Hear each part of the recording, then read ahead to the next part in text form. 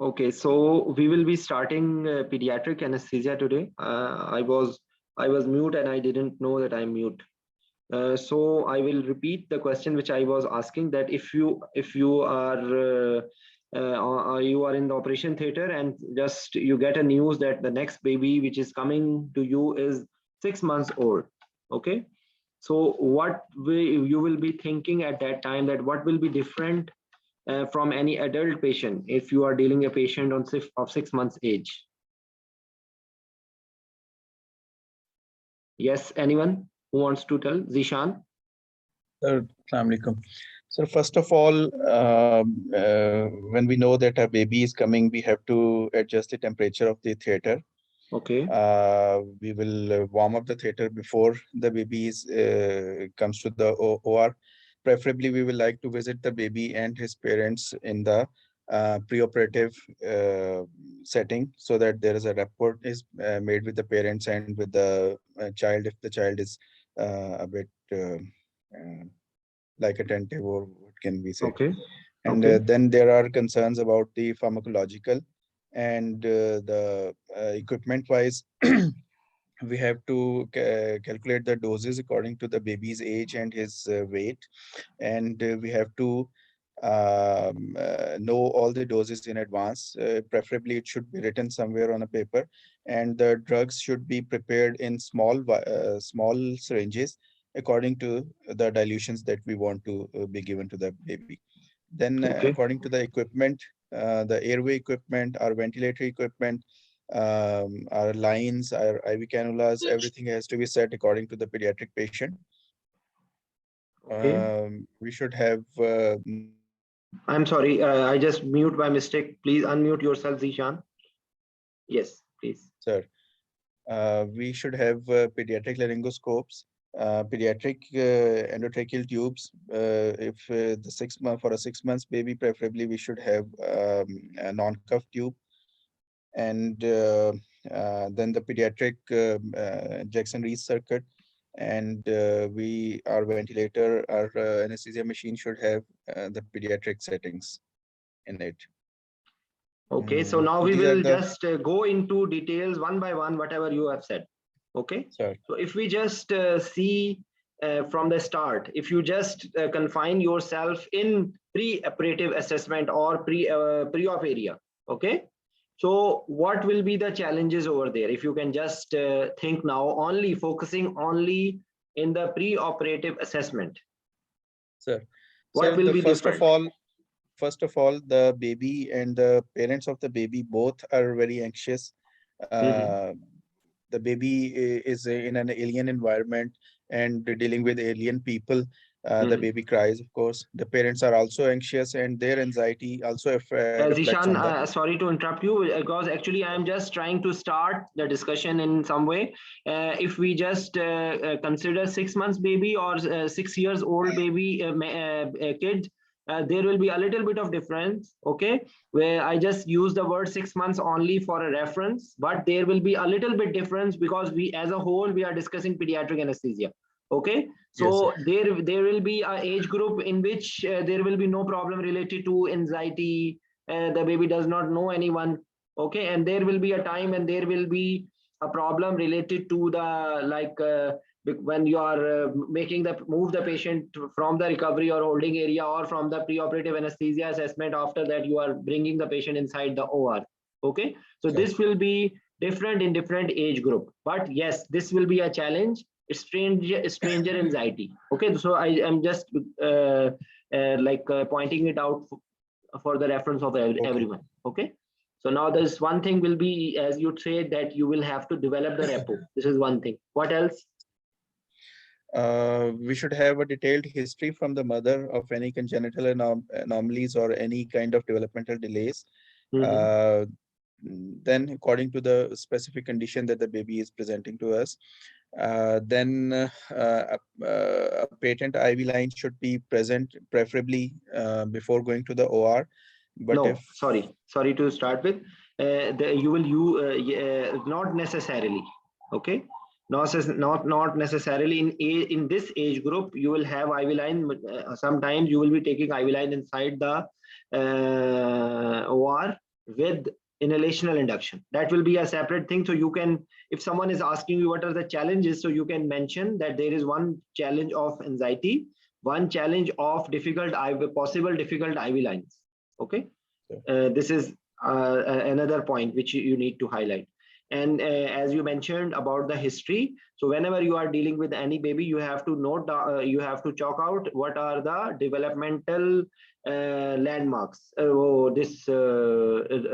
milestones. Okay, did the baby pass the landmarks in time, and is there any congenital anomaly in that baby? Okay, yes, no, most of the things will be varying according to the surgery or according to the scenario, but we are at the, to start with, we are just trying to just cover in a whole what things you need to focus in a baby. Okay, so proper meticulous sorry, you can unmute yourself, Zishan. You have to see the meticulous history focused on landmarks and focus on ruling out congenital anomaly, which usually you don't do if you are dealing with adult. Okay, so this is very important point in this age group, in pediatric age group. What else?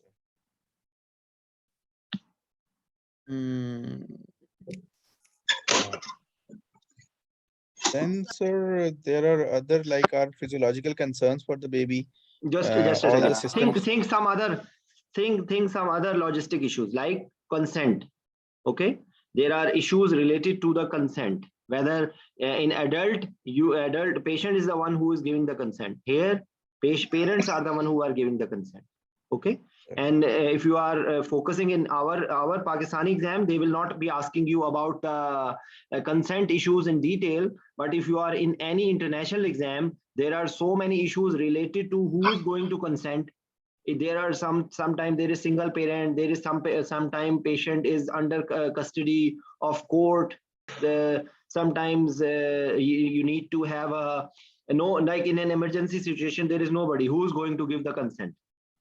Yes. Okay, so these are the things which like issues related to consent. Okay, issues like you told, issues related to in stranger anxiety, issues related to IV lines, issues related to meticulous focused history. In addition to whatever we do in adults, the special thing here will be any congenital anomalies and landmarks or milestones. I'm repeating the wrong word again. What else you can chalk out here? NPO status. Very good. NPO status will be very important. Okay, because the babies like what will be the NPO status? What are the guidelines for it? So for solid foods, and it must be 6 hours. For because 6-month baby is really weaning, they also included the solid food in his diet. For mother milk, it's 4 hours, and for clear liquids, it's 2 hours. 2 hours. Okay, so 2, 4, 6, and 8 is actually for heavy meal. Okay, so actually our part of world, our food is actually in 8 hours category. 6 hours category is for European food. Okay, for our category of food, it is 8 hours. So one is important issues, NPO. What else? Sir, recent history of upper respiratory tract infection. Yes, that's something you will be facing in every pediatric, like all the time baby will be sneezing or baby will be doing something like that. Okay, so there, the pediatric age group, there are more chances of having any respiratory tract infection. Okay, and you have to find a window in which the baby is the important thing in this will be that what sort of respiratory tract infection on which you will cancel the case. So what will be the characters for it? This because this question they will be asking you in MCQ in a way that they will be giving you a scenario, and there will be something which will be either in favor of canceling the case because of that respiratory tract infection, or it will not be in favor of cancelling, or purely on the basis of that history which they have given you. Okay. Yes, sir. So what are the things on which you will be cancelling it? Sorry. Purulent discharge, nasal discharge, one. Okay. At the time of presentation, patient having a fever, Okay. active cough or respiratory crackles. Okay. Okay.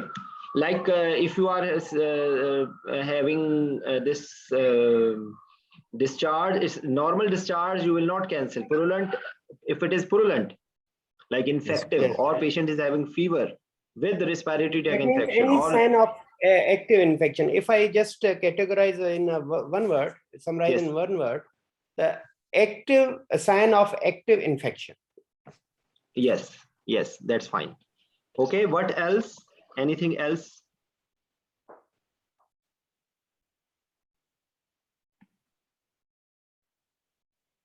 So type, definitely our concern would be type and nature of surgery, duration of surgery. You are missing something. If, for example, if we come down to a little smaller age, okay, so is there anything else you would like to see? What is the concept of post-gestational age? Yes, PGA, sir. yes, sir. It's a elective surgery should be undertaken at least 60 weeks post gestational age. 60 weeks, and how you calculate post-gestational age? From history of mother. No, how you calculate it? Like, for example, if I give you a scenario, a baby was born at age of 28 weeks, and now he's 6 weeks old. Yes, sir. So how much will be the post-gestational age? Post-gestational age will be 28 weeks plus 6 weeks. So it will be 34 weeks. Okay. You will be calculating like that. And during that time, what will be the concerns? If you need to do, you will cancel any elective case. Okay. And you will, if you have to do any surgery, what you will be expecting and what will you do? So post-op apnea is the main concern in these babies for the post 60 weeks of post-gestational age. So we have to admit the patient for overnight stay, minimum 1 day. So you have to use the word apnea alarm. Apnea alarm, right? Okay, there is one thing which is called as Post-op apnea. period. Yes, you have We to. have to we especially sir, in this patient we have to observe for post-op apnea at least for 24 hours. Yes, because all the respiratory, neuromuscular, liver, neurological, and cardiac parameters are immature. So all the drugs that we have to give, we have to cater for the premature things. Okay. Okay. So this is one more important thing which we dealt with. And now if we just say that if we want to tackle the things related to IV line, for example. Okay. So how will we what are the different options for taking IV lines? Well, You have a chubby baby. Baby is looking very cute to you, but as an anesthetist, you are having fear. What will you do? So there are different options available. Like we can get help of vein viewer one, and we can give some inhalational agents. And if in other countries like fentanyl lollipops are available, we can give or benzodiazepine. We can give some sedation before attempting IV line. Or if we can, ultimately we can develop a rapport with the patient, so he or she may allow us to pass an IV line. You are missing one thing, one more thing. You told about sedation. You told about sedation by different ways. You told about fentanyl lollipop. You've told about benzodiazepine. Benzodiazepine usually are given orally. Usually they are given orally. Okay. And one thing you did not mention, you can give intramuscular ketamine. Okay. This will also sedate the patient. But all these things will be done under monitoring. Okay. And Yes. another way will be use of what thing? So inhalational anesthesia. No, before that. Before Sir, that. Amla. intranasal dexmedetomidine can be used. No, that will be coming in the sedation. Something else he has missed it. The sedation will be, there will be some other ways as well. Shouldn't our first Lollipops. option be? Sorry. Yes. Shouldn't our first option be with the Hypnosis, I mother? guess. Just a second. Amina, just think about it. You have used the different sort. You used dexmedetomidine. I'm taking that one heading is sedation. What else? One thing he told, when you can put the list of ultrasound as well. There is one other thing which you have to use. What will be that thing? Have you heard of Amla Cream? Yes. Okay, what is Amla Cream? It is a mixture of lidocaine Eutectic and mixtures of local prilocaine. anesthetic. प्राइलोकिन का जो combination है उसमें होती है Okay, it is for local combination. anesthetic effect. Okay, Azhar, would you like to tell what is the problem? What are complications related to Amla Cream, Azhar? Sir, two concerns. We have two concerns for Amla. One, it should be applied 4 to 5 hours before. 4 to 5 hours. I think you are telling more. Not 4 to 5 hours. 30 minutes. I think. Sir, in some way, I can 1 hour, sir. I can give you reference. Okay. Some MCQ answer I read it. Like one thing you will say that it needs some time. This is one thing. Okay. It needs some Okay, time. broad term we can use, no issue, sir. Okay. It definitely for absorption or to be effective, it needs some time. One. Other is it can cause methemoglobinemia. Okay, this is other thing. What else? What is eutectic? You say the word eutectic mixture of local anesthetic. What do you mean by eutectic? Equal. I guess it's equal concentration or equal quantity of. No. It is it melts at the body temperature.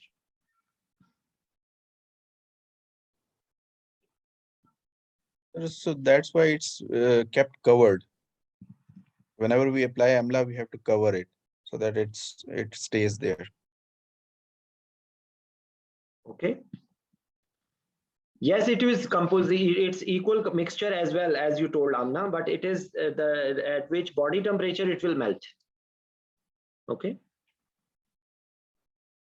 Sir, one thing, shouldn't our first option be when the baby is in the mother's lap and without any kind of intervention, we should try? No. Or we can. No, please. In the exam, Zishan, never say this in the exam. You will never say this. Okay. Okay. In the exam, you will never say this. Practically, whatever we do, forget about it. Practically, we can do a lot of things. That's why I was asking. Okay. But in the exam point of view, you will never say like that. Okay. You can say that you have to give sedation. You can use intramuscular ketamine. Yes, this is one of the option because this will be a single prick and the things will be done, finished. But if you are saying that you will be trying with the baby crying, moving, it will the baby will never allow you. Okay, and I tell you that there is a in between age group when the baby still has the heart of a baby but the power of a man. This is age group is around 10 years when that baby will be fighting with you a lot. Okay, but heart is still baby. You understand? Right. So that in that age group, how will you? He will be moving. He will kick you out. I just faced few days ago a baby, a 9 years old child like that. He was chubby, big baby, and he was fighting with me. She started abusing us. So we don't have to do like that. Okay. So though you the one option in the exam, you can keep yourself very simple. One option is sedation by any way, by oral way, by nasal way, by intramuscular way. Of course, you don't have IV line. Okay. If you are using anything, you have to be very careful. If you're telling about ketamine, you can say that some people will mix ketamine with atropine. to give intramuscular, for example. Okay, so you have to tell about secretion, and if you are telling oral, still you have to say that you have to rule out any contraindication to sedation. Okay, in that case, you will not go for oral. You will go directly shift the patient to OR, and you will go for inhalational induction.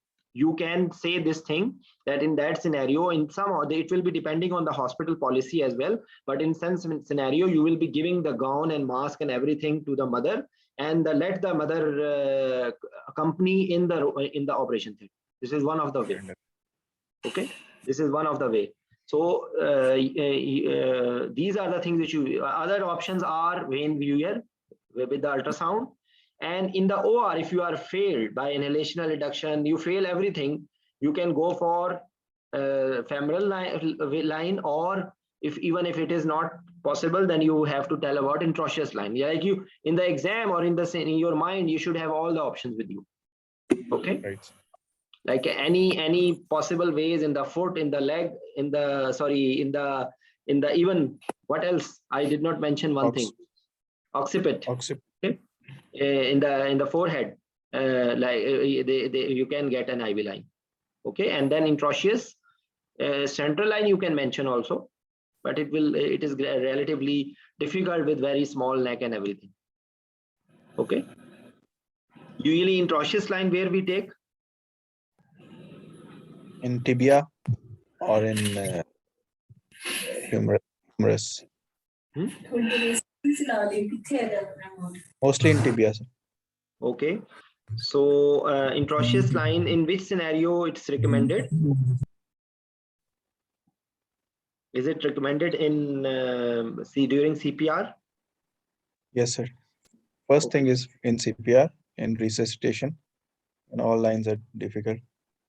And in just related to intraosseous line, are you supposed to give the same doses as you give in IV, or is there any difference? Same doses, no difference. Okay. Actually, I have just confused myself at the moment. If anyone has the correct answer, or if it's not the case, please just do correct us. Sir, doses are same, but we have to give pressure. The fluids will not be infused with the simple effect of gravity. We need pressure also.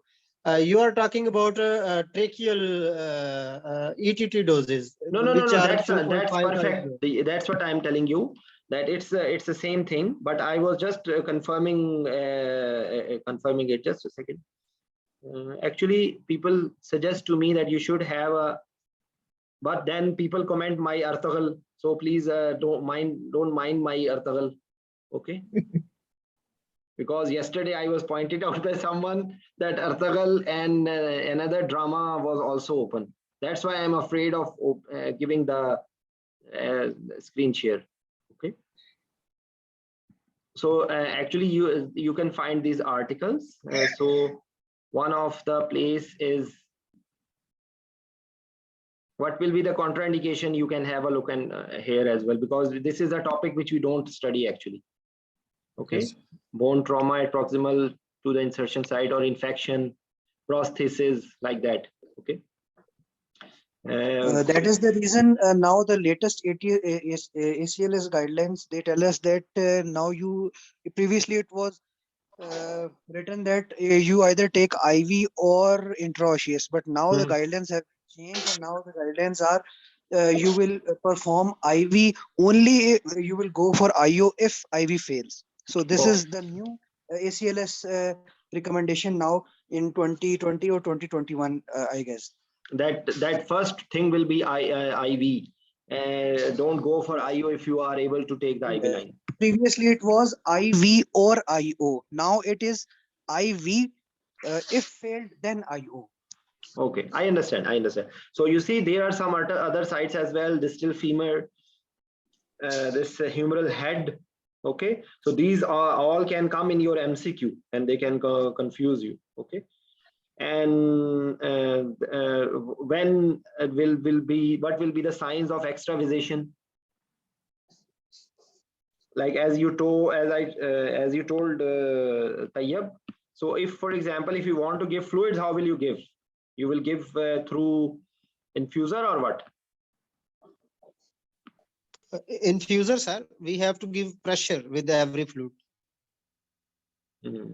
And you have to label it. You can do for sampling. They see, actually, I have never used in my career this intraosseous line. So the thing which you don't use, you have poor knowledge. Okay. So you can review this tutorial if you want. Okay.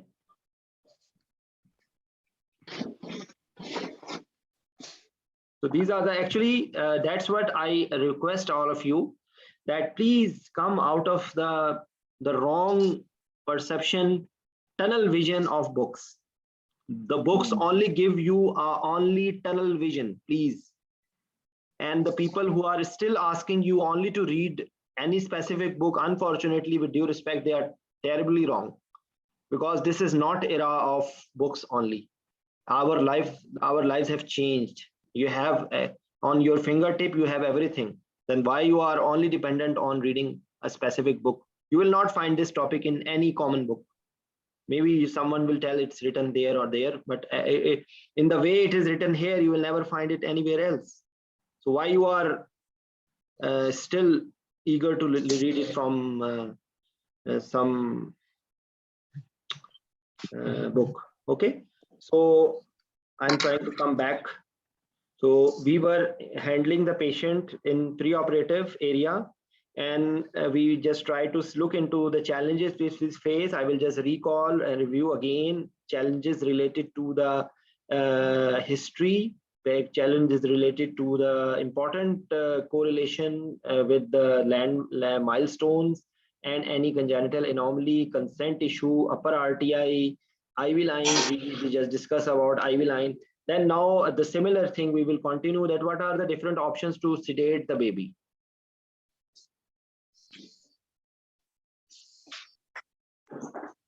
What are different options to sedate a pediatric baby, a pediatric patient? Yes.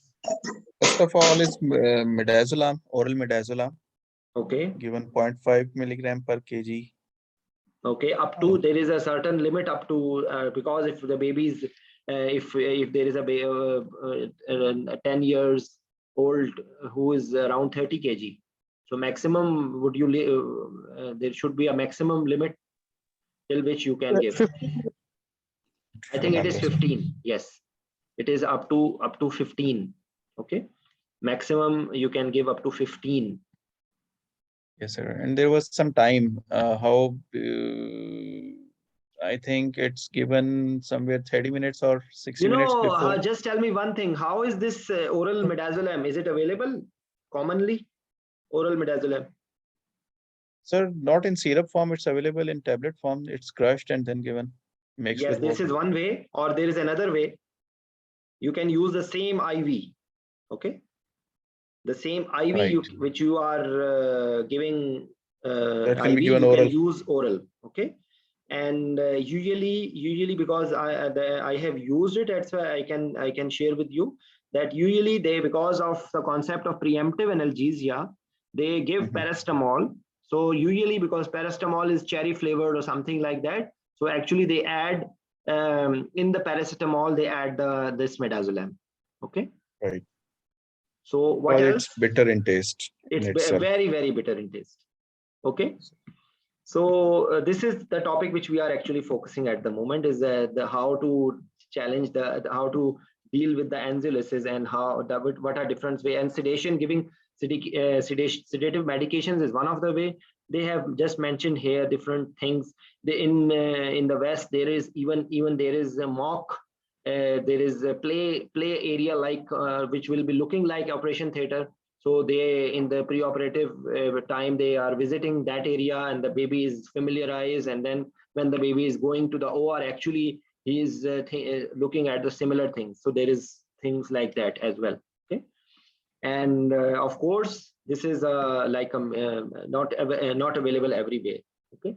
So as we discussed that we have oral medications, midazolam we are using, and what will be the things where you have to be very cautious is anticipated difficult airway. Okay, just a second. Obstructive sleep apnea, increased risk of aspiration, renal or hepatic impairment, and will be a long list about it.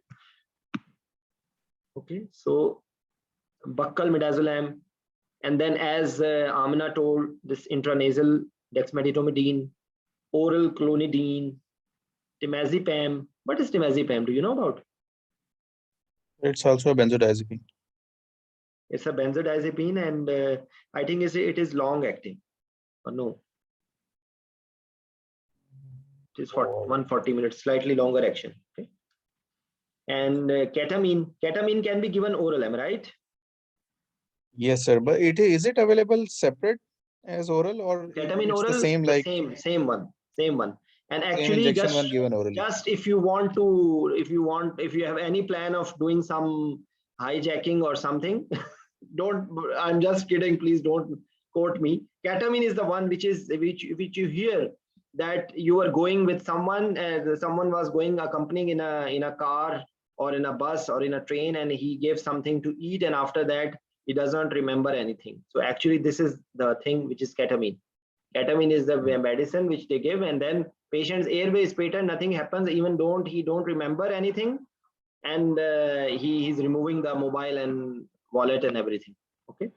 Morphine, they have written, I don't believe that morphine is a sort of analgesia, it's sort of sedation, because morphine, I don't agree with it. Okay, so you cannot defend morphine. So morphine will have a lot of problems. So even if you are following this article, please don't try to reproduce everything, because morphine you will not be able to defend. Okay. Yes, sir. The article has also written that it's rarely used as a sole agent and Yes, actually people forget about this thing, and they will quote it, and they will then hit me as well that Dr. Zishan, you asked us to read the articles and it is written morphine as well. They will forget the top one and you will only remember morphine. Okay.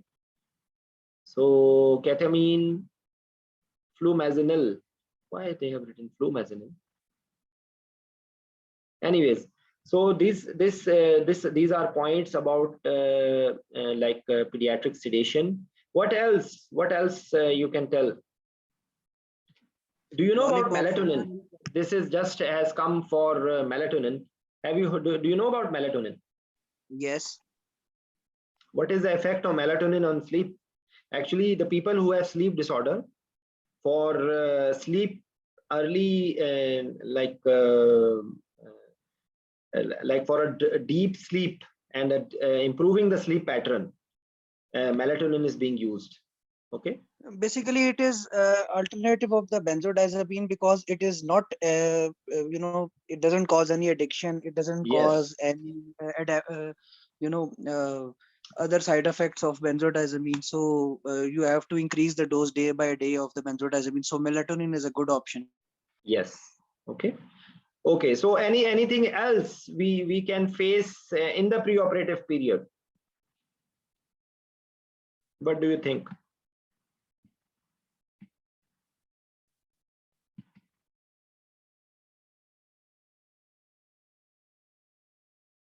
Okay, so similar challenges will be, patient will be uncooperative, aggressive, patient will have some problem related to IV access and everything. Okay, so if we miss anything, we will come back to it. Then another challenge which you will have is related to different logistics and different administrative things which you will be having in the OR for the pediatric or neonate. As you mentioned, Zishan, to start your discussion was temperature in the room. Okay, so this is one thing. What other things would you do? Equipment and drugs. If you just concentrate on temperature for a while, you will be maintaining the ambient temperature in the operation theater. You will have some fluid warmer. You will have blanket. You will have bear hugger. Okay. Yeah, what else? You can have a bonnet and gamgee. What's that? Bonnet is a cap-like thing, a hat-like thing for the baby's head, and gamgee is appropriate headdress. It wraps the baby. Yes. Okay. So temperature you will be controlling like that. What will be the optimal temperature in the operation theater for babies? Ideally 26 degrees Celsius, but they say that it's very hot even on 26. So if the other measures are good, you can continue with 21 degrees Celsius. Yes, to start with, when you are bringing the baby, you can you can bring the baby covered, okay, and later on you can control the temperature of the, you can monitor, you have to say that you have to monitor the temperature of the baby, okay, and you have to do other things as well. Ambient temperature is one of them, but you can focus on the other things as well, like bear hugger, blanket, warming blanket, and fluid warmer, and you have to monitor the temperature. This will also be a part of your answer in management of the temperature, okay, but still you don't have to burn the baby or you don't have to cook the baby, so you have to still have to monitor the temperature. Sometimes you are overcorrecting it, rather you are making the baby hyperthermic, which is itself is not a very nice thing, okay. Okay, what else? This is one thing. Then equipment, how can you just tell, you use the word that you will be using Jackson rays. It's not the first thing to start with, because not in every setup you don't have the ventilator which is carrying even 1 kg or 2 kgs, but actually this should not be the first answer that you will have Jackson read. This is only for a specific scenario when you should be mentioning it. You said that there should be a specific ventilator which can deliver the pediatric ventilation, okay. Right. So special modes, which mode is better in pediatric? Pressure mode. Pressure control, okay. Pressure control will be a better choice, because even, for example, last patient which you did was 500, you are giving 500 ml tidal volume, and by mistake you put it again, that it can have very serious consequences, okay. So if you are using pressure control, you can avoid this thing, okay. So this is one thing you will be preferring. This will be safer mode as compared to the other one. What else? One we say pressure control, one other we say specialized ventilator having the option of delivering a pediatric ventilatory setting. What else? Yes. Circuits, face masks, laryngoscopes, Okay, ETTs, okay. So You start with the alarm limits. First of all, set the alarm limits according to the patient's weight. very good, very good. Okay, so it will be then the next thing related to ventilator will be in the because actually not everyone has the similar workstation, but you are absolutely right. You know, there in the modern machines, there when we start a case, there's an option of putting the data, okay. So even if you don't put too much details, only if you put the age, automatically it will select, okay. But you are absolutely right, you have to correct the alarm limits. This is very good point. What else? Blood pressure cuff. BP cuff, specialized BP cuffs, because it will be very small size. BP cuffs, endotracheal tubes, laryngoscopes. What else? Precordial stethoscope Yes, is a you good have to option. mention. You have to mention if that traditionally people used to have it, and still, if you want to be even on a safer side, you have to use it. What else? Sir, pulse oximeter, you have to get according to the neonate, or that should be placed on earlobe. So you have to take the No, not pulse necessarily. Not okay. necessarily in the earlobe. Wrapping type of that can be put on the wrist. There is one sticky type of pulse oximeter, which is Yes. which is disposable, okay, and it can fit even in the smallest of the finger, okay. Then you can say that to be on safe side, if you have any doubt or if you have a facility, you should have 2 pulse oximeters, okay. And if you are dealing a patient in which there is any residual fetal circulation, or is there any patient like that, you should have placed you should place one on the right side and one on the left side, preferably one on the near, like one on the right upper limb, and other you can put it anywhere else, okay. What else? Now Sir, we are and tidal, according to, we should use side stream side stream and tidal You know, monitor. when you use the word should, it is a very hard word, Usman. Okay. You can say Okay. that you should be anticipating that if you are using a side stream, what is the advantage of side stream and what is the Less chances disadvantage of of side burn, stream? sir. Less chances of burn. Less chances of burn. How? It's written. Because It's right. It's also written. You explain to me Mainstream how. is because sir, in the side stream, there's less Sir, chance actually, because I don't know what it's called. The probe when it's attached to the ETT, the ETT tends to fall, tends to bend, and Mhm. it touches the skin of the baby. And that probe, it tends to get hot with time, so it can cause burn. Yeah, you are right. But this is not the first thing to be told. Okay. it's heavy and it can king the tube. That is the main It can reason king the tube. It can for extubate the mainstream. tube. No, just a That's second. why. I'm just giving a chance to Amina. Just think about it. That we are talking comparison between side stream versus mainstream. Okay. So how can you compare side stream and tidal CO2 versus mainstream CO2 for a pediatric patient? In mainstream, there is no lag time, but in side stream, there is going to be lag time. But in side stream, there is going to be dilution in the circuit volume that is being delivered. Volume be But delivered, and actually in if you are dealing with a very small baby, even the small volume which is pulled out is significant in that baby. Okay. yes, So you have to yes. consider this thing. And what will be the problem with the mainstream? It's heavy and it can king the tube. Mainly. Heavy king the tube. Okay. There is one and it thing can else. cause burn. Yes, Azhar, please tell. Sir, These were the two reasons that I already told by Amna. No, there is one thing else as well. Sir, I think in mainstream it is less accurate in patients weighing less than 10 kg. I Why? think so.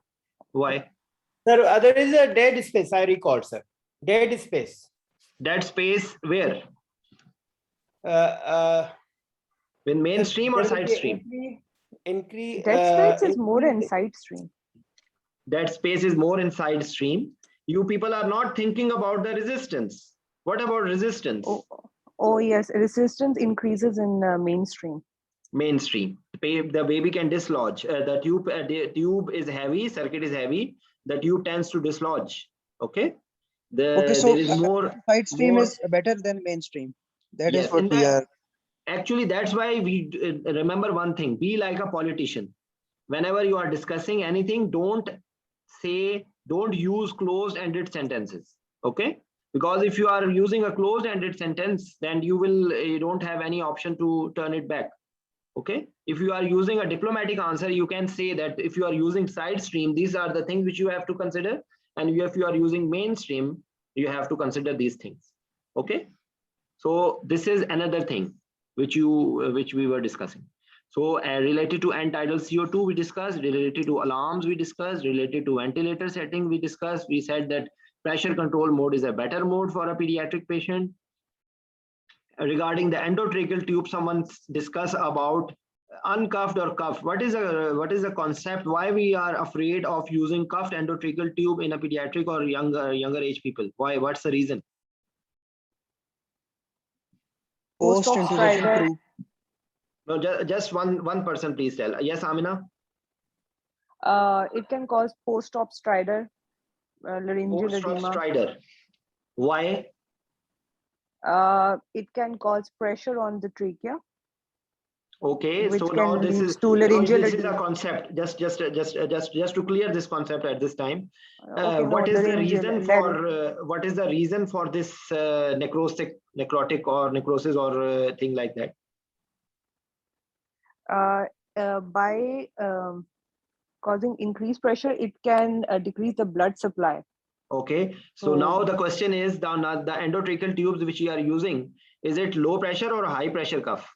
No, we use low pressure. Okay, so cuff. now what's the reason then? Okay, so this is one consideration, that if you are using a cuffed endotracheal tube and these are not the one with low pressure, it can cause necrosis. Okay, this is one thing. Other thing is that usually the airway of a pediatric or baby is the funnel shape.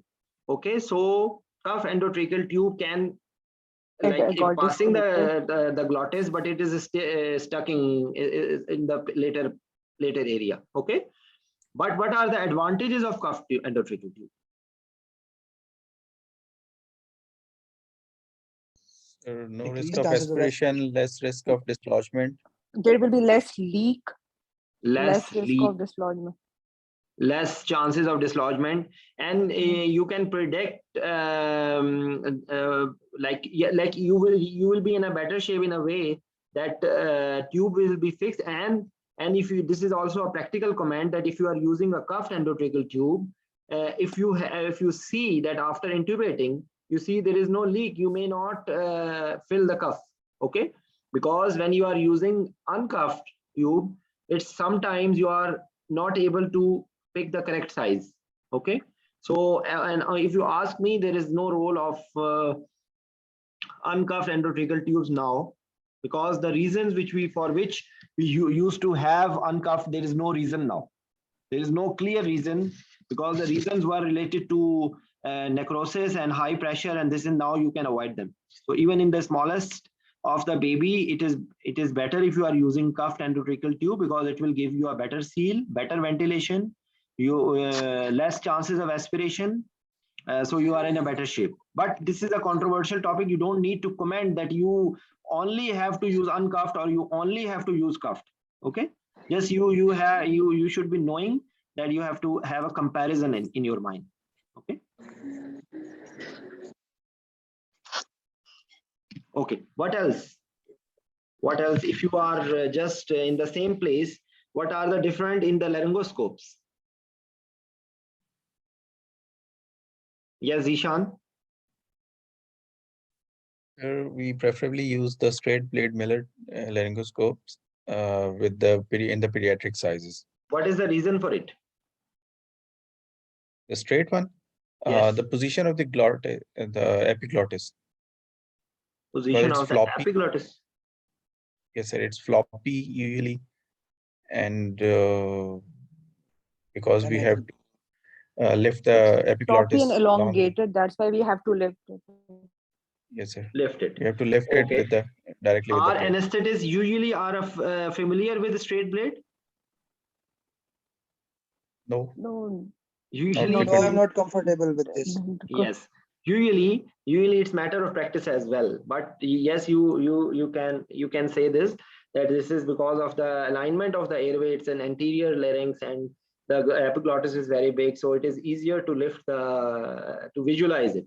Okay. But actually, there is, practically speaking, anesthetists never use. I never use straight blade. Never. I never use straight blade. I am always using curved blade. Okay. Another point I just want to clarify. This is a practical rather than theoretical, because theoretically maybe you will find something else. But practically, I am telling you what you should be using: slightly larger blade or slightly smaller blade.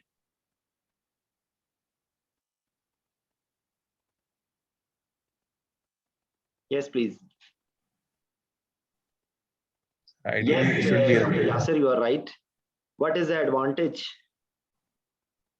If you are using a larger blade, what is the advantage of it?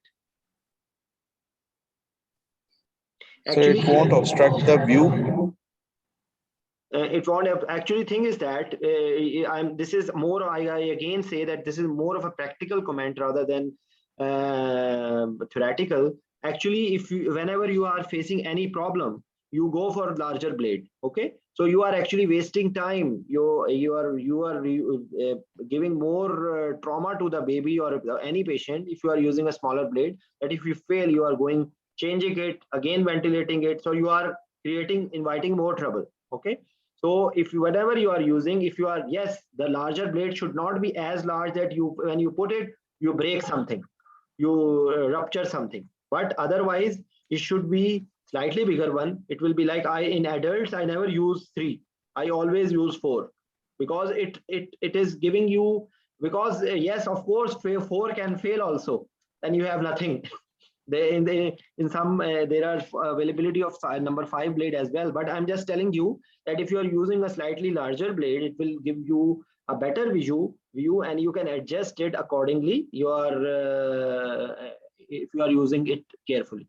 Okay, so this is one practical conduct. So straight blade versus curved blade, endotracheal tube. Okay, what else? Anything else related to it?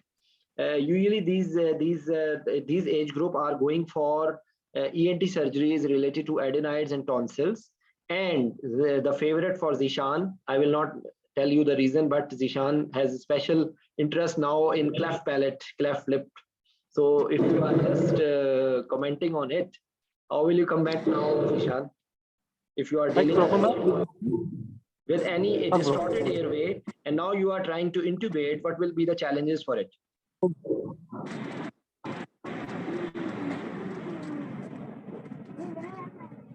Yes, Zishan.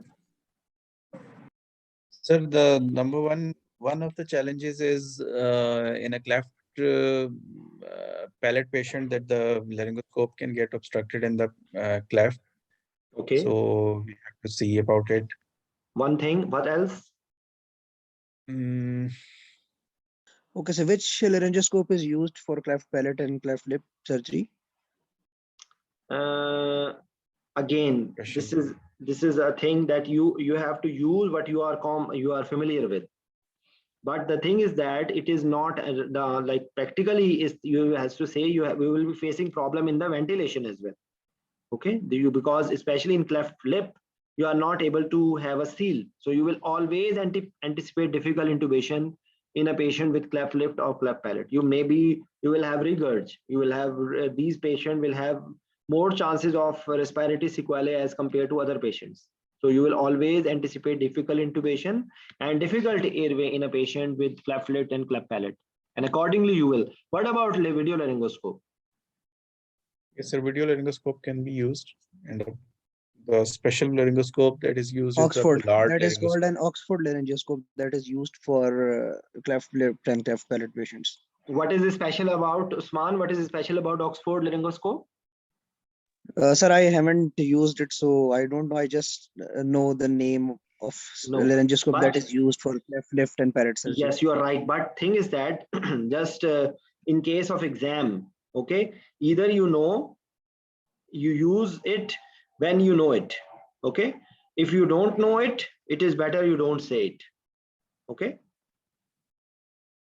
So since we have discussed it now, I will suggest you, because I don't know about it. If anyone know about it, Oxford blade, you have to share.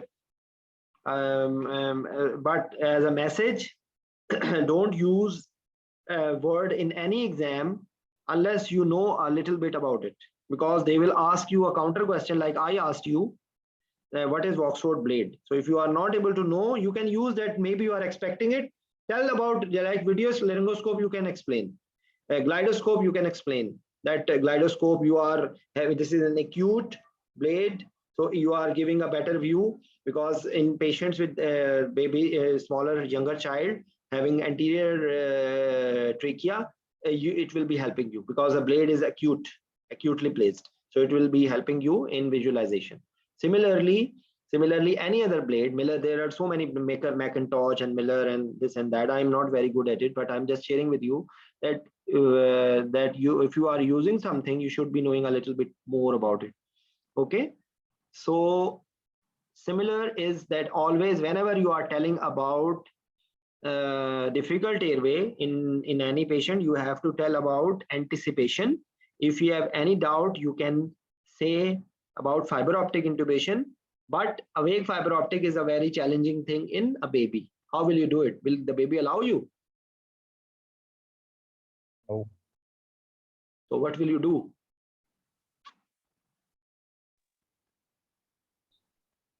Yes, Amna. Fiber optic under sedation. Inhalational or sedation.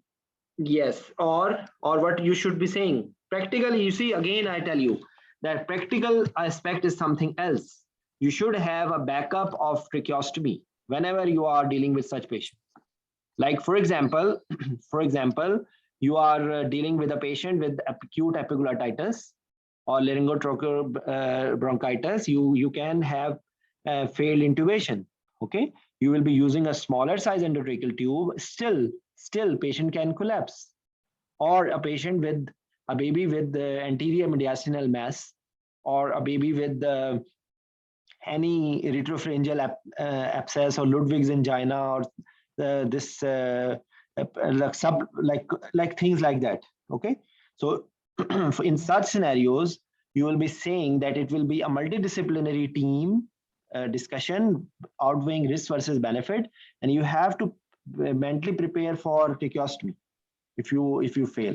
Okay, and you can use this titrated this one inhalational induction, you can say.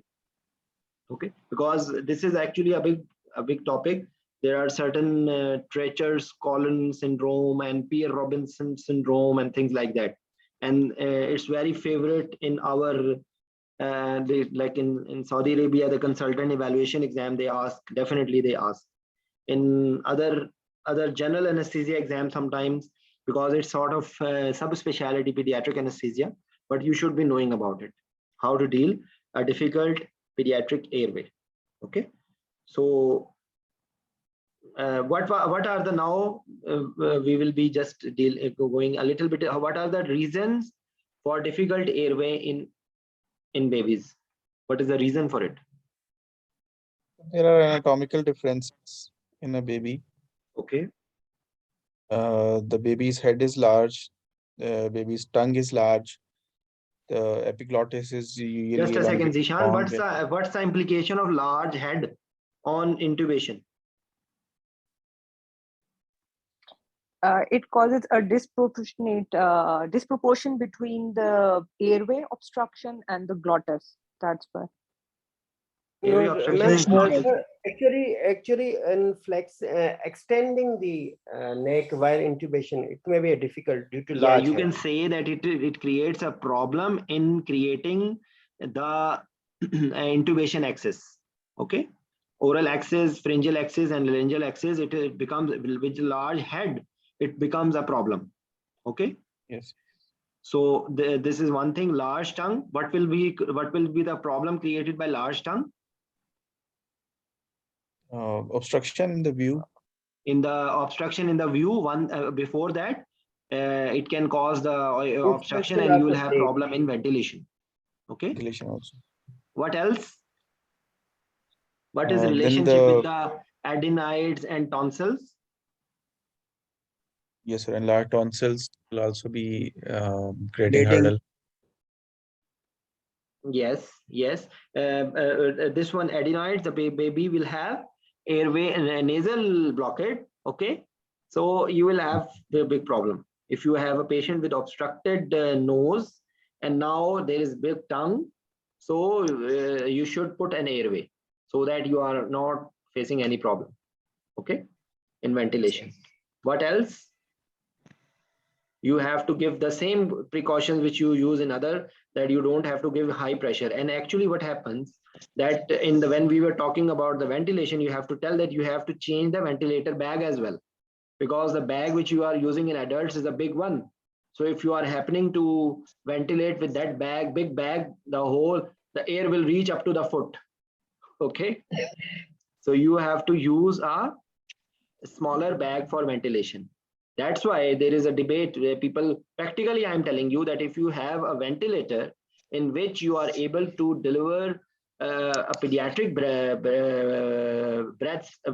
pediatric ventilator with pressure control mode, I will never suggest you, I will ask you to use this one with the ventilation, with the ventilator, rather than giving ventilation with the hand, with the manual. Okay, it is actually there because we don't have this ventilator setting in every ventilator we have. So that's why create a problem when we are what are the problems when we are ventilating with the hand, with the manual? What are the problems related to it? Yes. So number one, excessive pressure, excessive tidal volume can be delivered. Okay, what else? The frequency is not as accurate as given by a letter. Okay, what else? And circuit is open, it also Respiratory can rate. cause operation room pollution. Yes. Okay. When we are giving high pressures. We are either giving this one hyperventilation or hypoventilation. We are inflating the stomach, okay, and we are creating airway pollution. If you are holding the mask tightly and you are putting on ventilator, you need to have a relatively less flow. You can control everything, okay. So this is something about and what else? What are the other things which will be missing? We discuss about nasal blockade. We discuss about large tongue, large glottis, anterior larynx.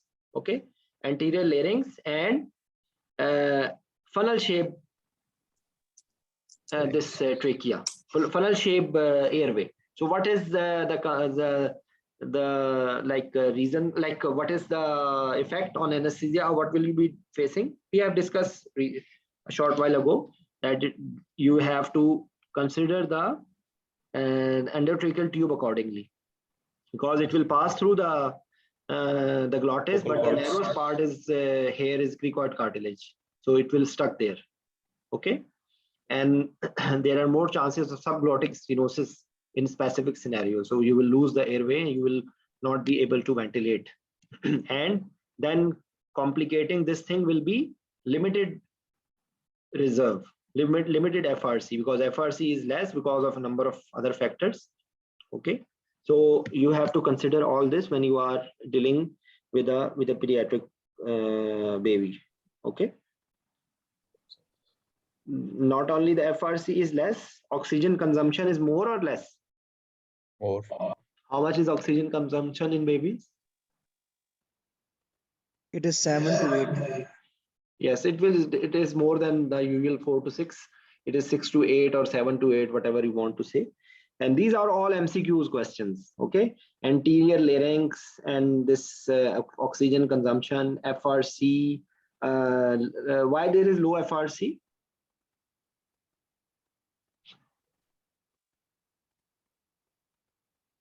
Yes. What is the reason for low FRC? The number of alveoli is less in the babies. Okay, this is also related to the pressure. If you are giving too much breath, there can be barotrauma.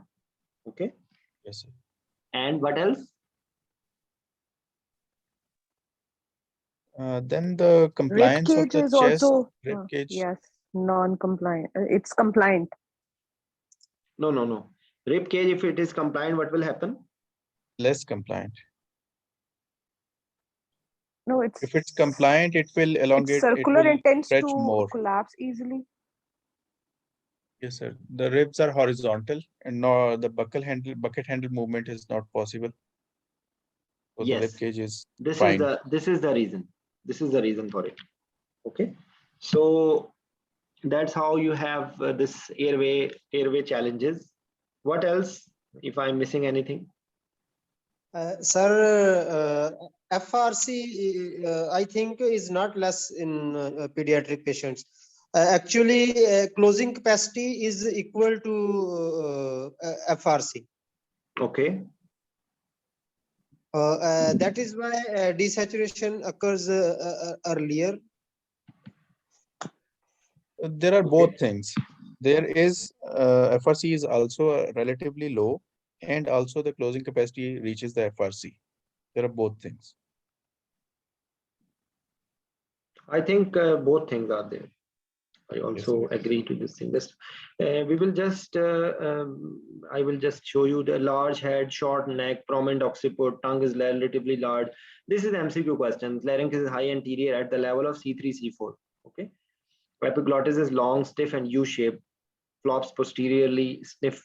The sniffing, the morning air position will not help bag marks ventilation or to visualize the glottis. That needs to be in neutral position. Neonates preferentially breathe through their nose, obligate nose. Their narrow passages are easily blocked by secretions and may be damaged by the nasogastric tube. or a nasally placed endotracheal tube, 50% of air resistance is from the nasal passage. Now my question is that, what is the concept of doing nasal intubation in pediatric patient?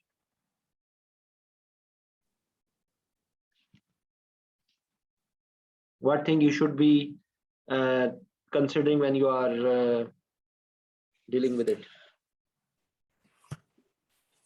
Sir, it tends to bleed because of the adenoids. Just a second. Azhar, would you like to say something, please? Sir, sorry, my internet was disconnected. Can you Yeah, ask just the tell question? me what are the consideration of nasal intubation in pediatric patient? What thing you Well, need to consider? okay, sir. Definitely the similar passages, nasal passages, and we may traumatize the passage because of vulnerable epithelium, nasal epithelium, and there will be a sometimes there may be a blockade of the tube because Like it's a, you have to rule out adenoids, you have to rule out anything which can cause bleeding. Okay. Yes, Dr. Jasim. Yes, I am going to say about the adenoid, which is actually very common in small children. Yes. Therefore, any nasal intubation should consider exception of presence of adenoid. Yes. Yes. And another Also, similar thing. you have to take in consideration blocked nares. Some children have narrowing of the nasal nares. Yes. Okay, one more thing, the similar, if you want to have nasogastric tube, you have to do the risk versus benefit. Okay, you if it is possible to use to get the effect by orogastric, actually it's not recommended to put nasogastric any time, because in anesthetized patient or in other patient, sometimes you are asked to put an orogastric. So if they are not planning to keep it after the operation, you don't need to put a nasogastric tube in any scenario, because nasogastric tube is always a traumatic thing, even if you are doing by whatever care or whatever lubrication you are using. Okay, just think about putting something in your nose and you will realize what you are doing with the patient. You don't think these things. Okay, so there is no indication. If you are able to get the effect by oral, you should not do nasal. This is also a practical point. Maybe you cannot quote it in theoretical, but practically you should not damage the nasal nares without any compelling reason. Okay, so that's what we will discussing. Another thing which we have to tell, that because the resistance and radius is like inversely proportional. So if the radius is reduced, resistance is increased, and usually they have smaller radius in pediatrics, so they have more resistance. This is one thing. Another thing is that even a smaller change in radius will affect the flow a lot. So this is the concept according to the dynamics of flow with the Bernoulli's and Reynolds number and all this. Okay.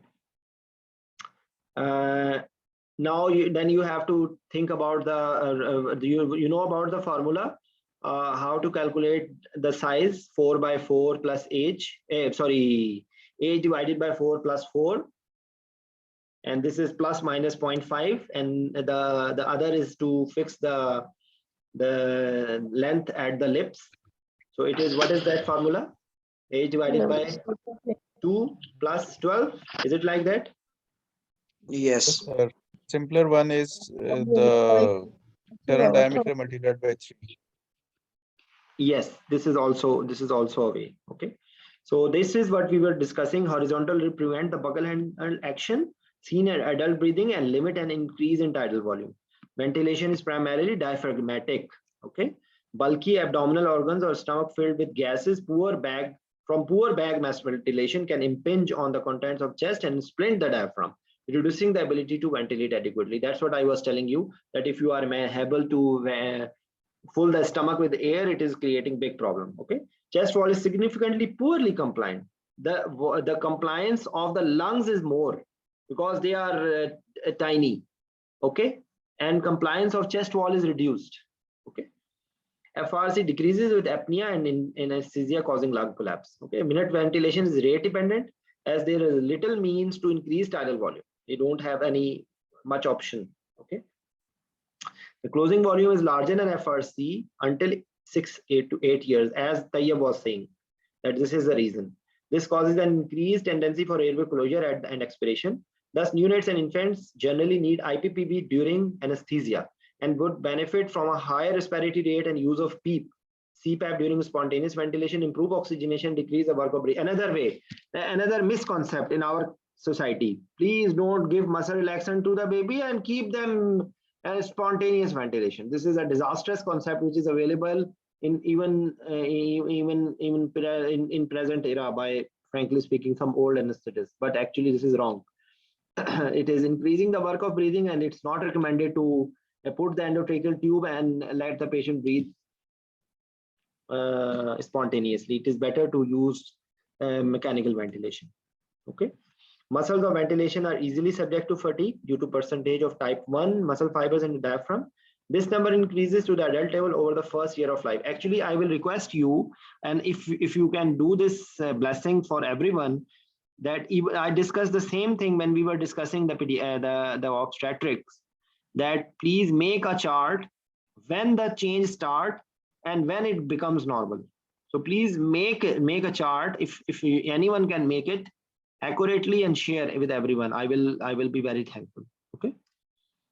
And actually, in some of the tutorial for obstetric anesthesia, they have made a graph as well, that when the change is starting, when it is peaking, and then when it is coming back to the normal. So similar is true for the pediatric. Okay. So this is what we discussed. Apneas are common post-operatively. This we discussed. Use of caffeine. It's not available in majority of the hospital, but caffeine I have seen given to the patient in which we are suspecting apneas. Okay. So any question up till now?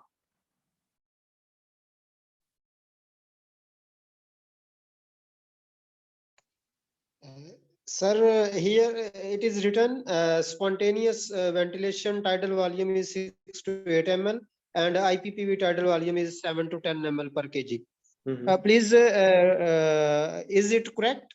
7 to 10 ml per kg. Forget about it. You don't need to listen everything, you don't need to read everything. Just like on a funny note, we don't listen to our wives for everything. Okay. So not everything which we read or not everything which we listen is to be implemented. So please, I knew that you will be looking at it.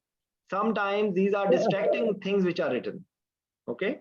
Sir, what is your comment on this? Is this according to new recommendations? No. There is no recommendation, Tayyab, on spontaneous ventilation. Spontaneous ventilation is not governed by you.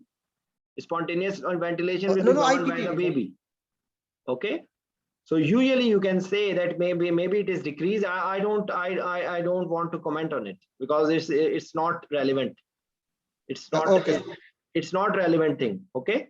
Usually you will be looking at the overall the concept which is more important, that if you are targeting minute ventilation, if you are facing a patient is becoming hypoxic or patient is becoming not able to maintain the maintain the ventilation by increase in CO2 or whatever, there is little reserve you can improve by improving the tidal volume. So you have to maintain the rate. This is the message. All other things is relative. Okay. Usually we are giving 6 to 8 ml actually, not necessarily 7 to 10 ml. Usually, what we are doing. What are you doing, Usman or Tayyab? Just tell me. But what practically? Yes, sir. Before we were using tidal volume 7 to 10 ml. When I did rotation in children hospital, they told me tidal volume is 6 to 8 ml per kg, and I am using now 6 to 8 ml. No. I will suggest you to if someone is asking you practically, you have to monitor through the pressures rather than volume. Okay. Yes. Because we did just discuss. That's right. We just discussed that we have to maintain the airway. The alveoli are very soft. So if you are giving too much airway pressures, it is damaging. Okay. So when you are using pressure control, you have to get maybe at a pressure of 12, you are getting tidal volume of 10 ml per kg, for example. Then you can titrate it according to CO2, according to oxygenation. Like you can add some PEEP in it, as we discussed that the alveoli tends to collapse and the closing volume or closing capacity is approaching the FRC. So airway tends to collapse very easily. So that's the concept.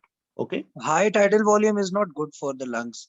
High That is tidal what we- volume is not good for any patient, even if it is Any patient, pediatric, yeah. even it is an elderly. So now in my practice, because I'm working in a place where we have all the hi-fi monitors, I never use volume control in any patient, because using pressure control is good for every patient, except there is one exception. If you don't set the alarm limits accordingly, patient can become hypoventilated. Okay. So always, whenever you are using pressure control, you have to monitor it through the alarm limits, through the results. Actually, you are concerned more about the results which you get. Okay. More important are the results which you get rather than the things which you are doing. Practically, you are more concerned about the results. If you are not damaging something or you are damaging something, that should be the triggering point to change your practice. Okay. Actually, we took more time than I was thinking, but actually this is one of the most important topic in anesthesia. No exam finishes without it. Okay. And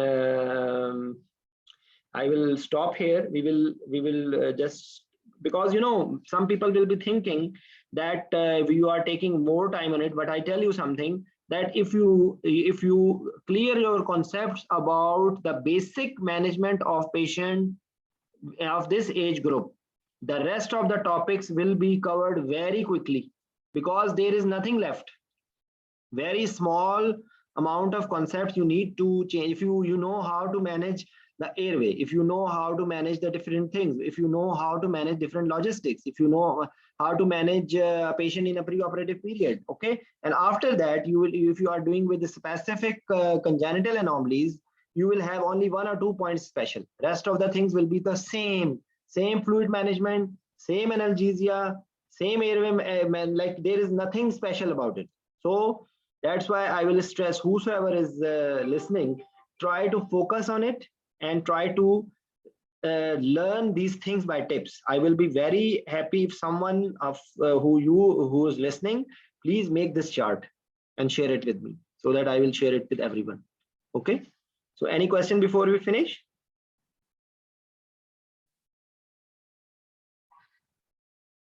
Any comments? Any people?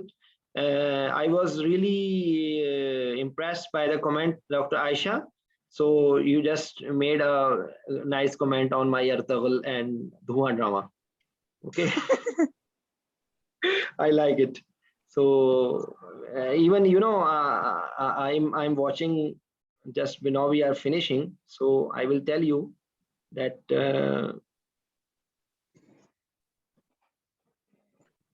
I'm watching this match as well. You see, this cricket match is going on. Okay, so we will finish. I will, inshallah, we will continue our discussion from here on. And I will be very happy if you people ask questions, discuss scenarios in the group. The majority of the people think that whatever we are discussing is only for oral part. It's not like that. If you clear your concept, you will have a better grip on the subject, and you will be answered any question, whether it is being asked in oral or in MCQs or whatever. Okay, thank you very much for your presence. Inshallah, we will meet again soon. Thank you.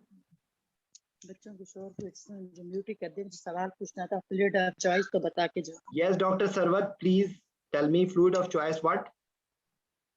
Sir, kindly fluid of choice to bata de in units. Yeah, we will be fluid of choice in units. Listen, we will be reaching fluids, we will be reaching analgesia, we will be doing everything. Just stay online. Okay. Okay. Okay. Okay. Okay. Okay. I just try Thank you, to sir. start. I try to start the basics. Okay. I try to cover the respiratory system. Okay. And then we will, from here on, we will do CV, what are the challenges in CVS? What are the challenges in fluid, analgesia, post-op periods? What are the problems we face? And then the rest of the things we will cover. Okay. Okay. Okay. Yes. Okay. Thank you, sir. Dr. Thank you. Aisha Thank has you. told the correct thing.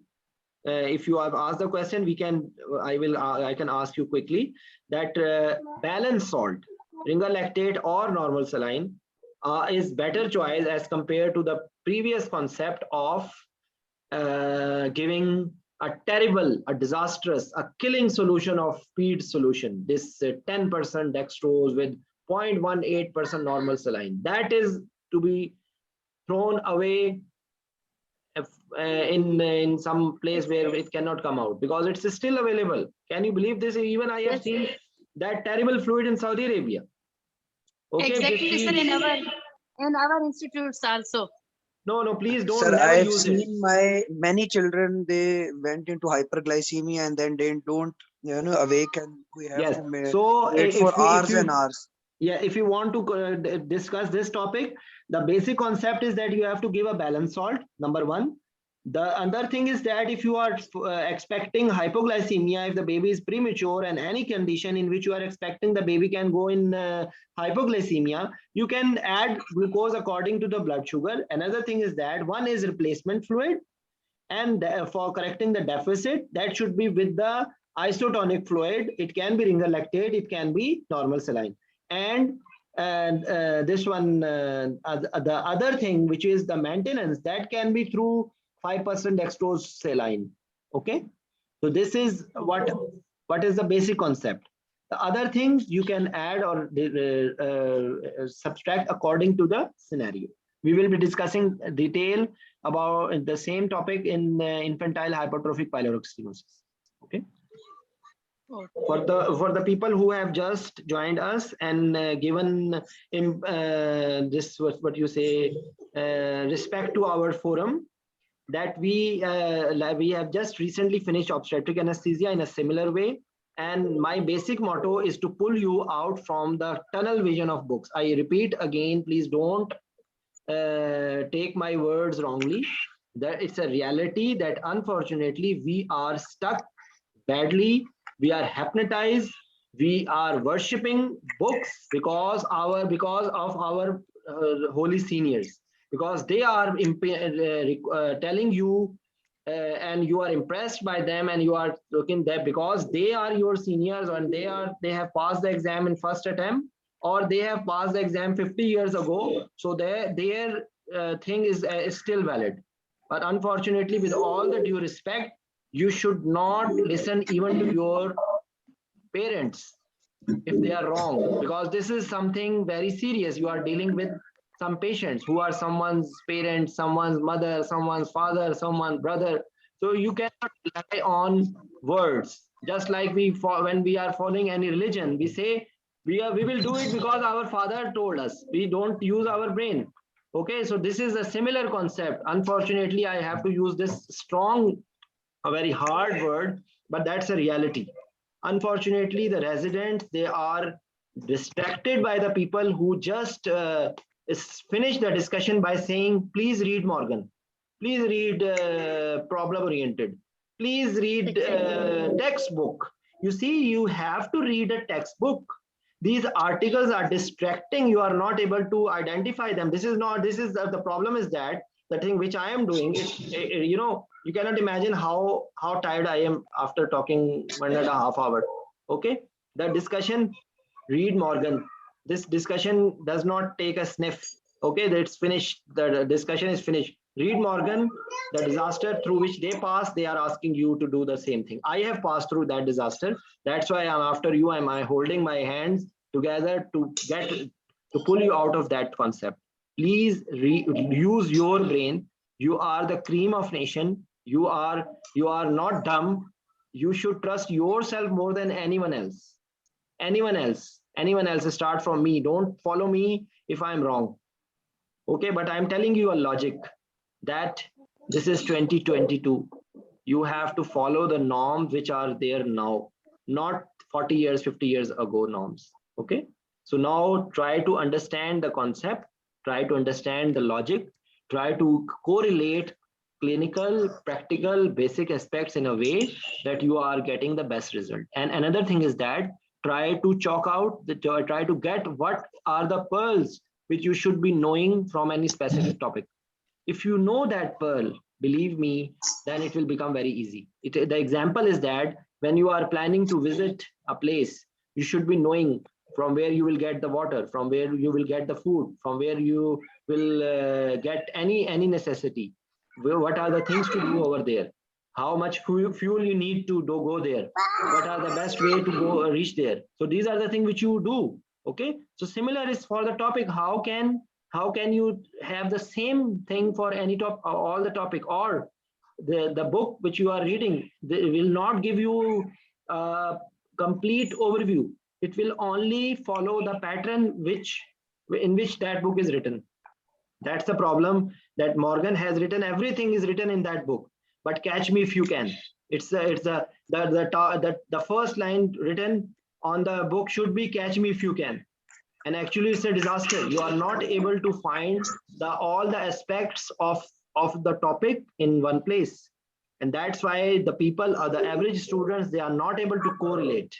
The above average students or brilliant students, yes, they are able to do it. Or the people who have very good retention power, who are able to cram each and every line. Then 100%, sir, I agree with you. Okay, so this is the basic problem, and believe me, I am doing jihad against this thing, because I want to pull you out of this misery. It's a misery without any doubt.